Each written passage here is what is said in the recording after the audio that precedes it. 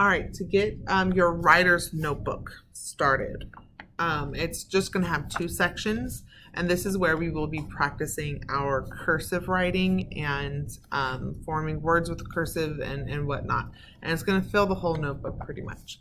So the first page, you're going to write your name. You don't have to write Miss Gower, just write your name. And then writer's practice notebook.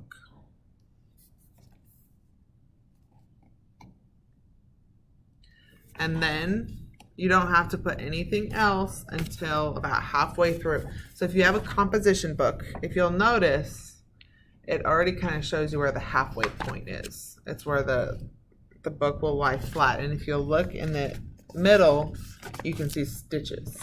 So that's where the middle is. If you're using a spiral bound notebook, that's okay. Just kind of guess where the middle is. And that's where you'll put it. So the next section is quick writes. Now, if you don't have a Post-it, like if you do have a Post-it, I'd put a Post-it on the edge just so you can easily flip. But if you don't, that's okay.